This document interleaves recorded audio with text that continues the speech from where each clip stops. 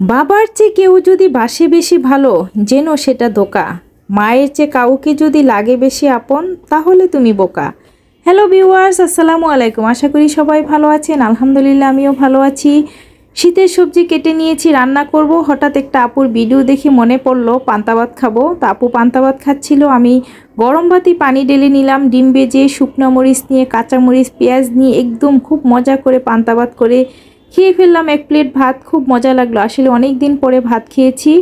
আর দেখেন আকাশটা কি সুন্দর, এরকম দৃশ্য দেখে আমি আসলে চলে আসলাম ভিডিও করার জন্য। আমার কাছে খুব ভালো লাগছিল আকাশের এই সৌন্দর্যটা দেখে। তারপর চলে আসলাম কিচেনে রান্না করতে। আজকে একটা স্পেশাল তরকারি রান্না করব। এটা হলো পুঁই শাকের বিচি। এটা আমার কাছে খুব ভালো লাগে শুটকি দিয়ে রান্না করলে, কিন্তু আজকে শুটকি দিয়ে নয়, আমি চিংড়ি মাছ দিয়ে এটা ভাজি করব। সাথে একটু আলু নিয়েছি, বাঁধাকপি নিয়েছি, বাঁধাকপি ভাজি করব, লাউ দিয়ে, বোয়াল মাছ দিয়ে রান্না করব। তো আসলে রান্না করতে এখন খুব ভালোই লাগে। শীতের সবজিগুলো এত সুন্দর বাজারে, আর এখন সবজির দামও অনেকটা কমে আসছে। আমি গতকালকে অনেকগুলো সবজি কিনেছি।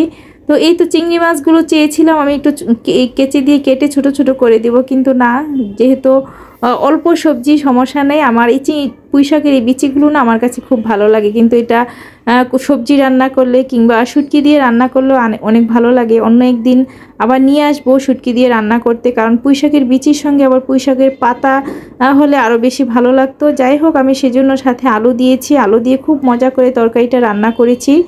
আর সাথে ধনিয়া পাতা দিলে তো অসাধারণ মজা। আর বোয়াল মাছের মাথা দিয়ে আমি লাউ দিয়ে রান্না করব। আমার বাসায় মাছ ফ্রাই করে রান্না না করলে কেউ পছন্দ করে না, আমার কাছেও ভালো লাগে না। সেই জন্য মাছের মাথাগুলো, লেজগুলো, এগুলো আগে একটু ফ্রাই করে নিয়েছি। এখন মশলার মধ্যে কষিয়ে নিব। এখান থেকে মাছগুলো উঠিয়ে নিয়ে তারপরে আমি লাউটা রান্না করব। আসলে অনলাইন এই প্ল্যাটফর্মের মাধ্যমে অনেক আপুদের রান্নাবান্না দেখি, এক একজনের খাবারের টেস্ট এক এক রকম, এক একজনে এক এক ধরনের রান্না করে। সেদিন একটা আপুর রান্না দেখলাম যে সবজিগুলো সামান্য একটু কষিয়ে অনেকগুলো পানি দিয়ে দিল, ঝোল দিয়ে, তার উপরে কাঁচা মাছগুলো দিয়ে দিল। আমি দেখে অবাক যে আসলে মাছগুলো একটু হলুদ মরিচ দিয়ে যদি একটু ফ্রাই করে নিত, মাছের টেস্টটা আসলে অনেক বেশি লাগতো।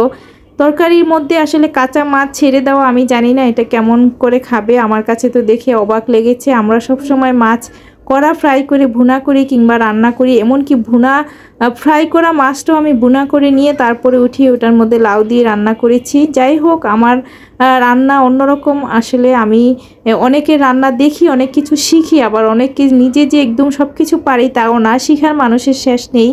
অনেকের রান্না দেখেও আমি অনেক টিপস বা অনেক কিছু জানতে পারি। অনলাইন প্ল্যাটফর্মে আপনি অনেক কিছু শিখতেও পারবেন, আবার অনেক কিছু জানতেও পারবেন, অনেক কিছু দেখে অবাকও হবেন। তা যাই হোক, রান্নাবান্না করে এখন তাদের বাপ বেটিকে খাবার দিচ্ছি। এটাই বলছিলাম যে পৃথিবীতে বাবা মার মতো আপন কেউ না।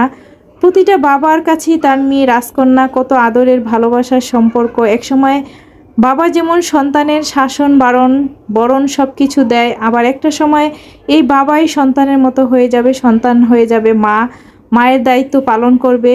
বৃদ্ধ বয়সে একটা সন্তান বাবা মার জন্য অনেক বড় একটা রহমত।